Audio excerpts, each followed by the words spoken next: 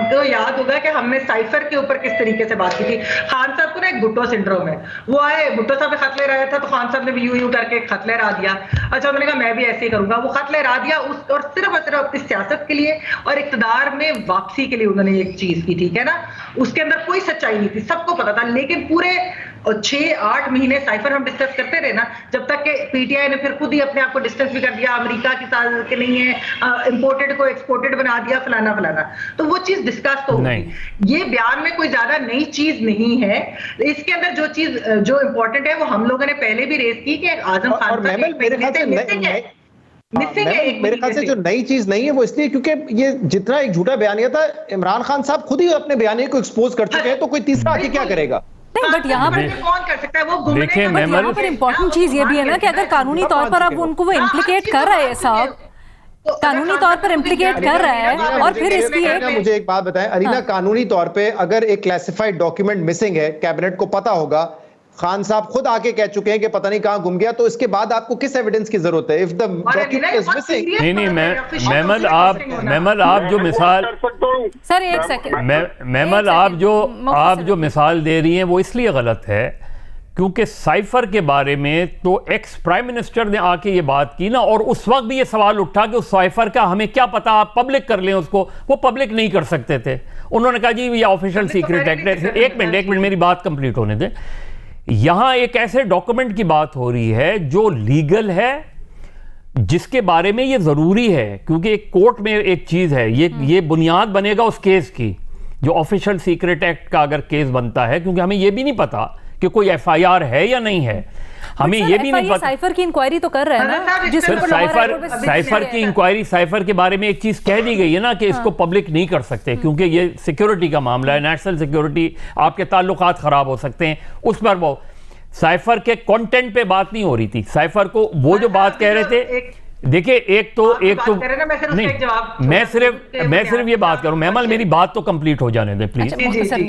चीज ये है कि एक के बारे में एक आदमी पब्लिकली कह रहा है, सही या गलत, यहां तो ये पता ही नहीं है कि वो किधर हैं।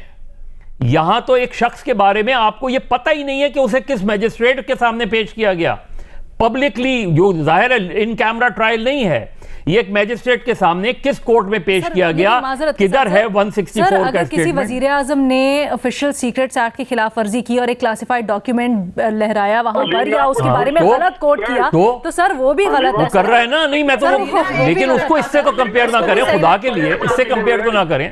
एक में कंपेयर नहीं, आई थिंक कंपेयरिंग वो बात हो रही है ना कि उस तरह तो हमने उसको भी डिस्कस किया। वहां एक आदमी सामने कह रहा है, यहां तो पता ही नहीं है कि उन्होंने ये बयान दिया भी है या नहीं दिया, या तो कोई ओन करे। बात हो रही है सर, कंटेंट किस हद तक मुताबिकत रखता है, कैसे रख सकता है मुताबिकत जिसके बारे में आपको पता ही नहीं है।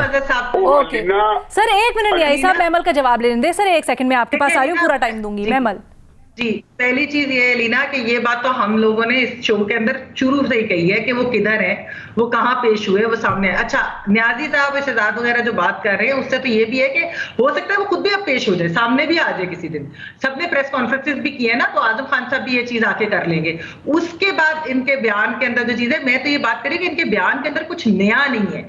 मतलब जो खान साहब ने जिस तरीके से वो खत लहराया था यूं करके, और सबने उस वक्त बहुत सारे लोगों ने कहा था कि ये झूठी बात कर रहे हैं, ये गलत बात कर रहे हैं। इवन जो एनएससी की भी उसके बाद स्टेटमेंट आई थी, उसके अंदर कॉन्स्पिरेसी का ही नहीं थी। आर्टिकल 5 जो इन्होंने लगाया था सारी ऑपोजिशन के ऊपर, उस वक्त की आधी असेंबली के ऊपर लगा दिया था, वो कोर्ट में 50 से वो कर दिया था, क्योंकि आप किसी भी इस तरह गद्दारी की चीज नहीं लगा सकते। उन्होंने एक मेमल कह रही है कि जो क्रक्स ऑफ द मैटर है आप उससे डिविएट नहीं कर सकते कि किस तरह से, और वो पहले से एस्टैब्लिश्ड है, हम भी इसके ऊपर बड़ी दफा बात कर चुके हैं कि वो जो पूरा का पूरा अमरीकी साजिश का भाई, गवर्नमेंट ने एक प्रेस कॉन्फ्रेंस की, आज गवर्नमेंट ने एक प्रेस कॉन्फ्रेंस की, गवर्नमेंट ये बताती कि इस सेक्शन के तहत इसमें ये एफआईआर है in which Azam Khan, PTI chairman Shah Mahmood Qureshi, they have been nominated, क्योंकि गवर्नमेंट है ना, वो ये कहते हैं कि इसके तहत आज आजम खान को पेश किया गया फुला मैजिस्ट्रेट की अदालत में, वहां उन्होंने 164 का बयान दिया और अब ये केस बन गया। जाहिर है बहुत बड़ा केस होता अगर वो कहते। न्याजी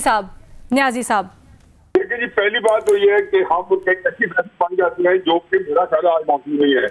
आपने जब कह दिया कि मुबैना तौर पर, और हमने एज्यूम कर लिया कि ये स्टेटमेंट है, अब हम ये डिग आउट करना है या नहीं है, तो फिर मुझे मैं आराम नो कमेंट। कोई ये नहीं पता हम कितने नहीं है। अब मैं तो इस अजम्पशन में स्टेटमेंट है, और उसके बाद बड़े दिनों से रहे थे, अभी बहुत कुछ आजम खान से आएगा, और मेरा अपना ये ख्याल है कि जो कुछ अभी दिखा रहे हैं on the face of things, may be इसके बाद आने वाली चीज जो है इससे ज्यादा जो है मुश्किल पे पेश है इमरान खान साहब के लिए। लेकिन आप ये देखेंगे 164 का जो कॉन्फिडेंशियल स्टेटमेंट है, क्या इसके जी 164 के स्टेटमेंट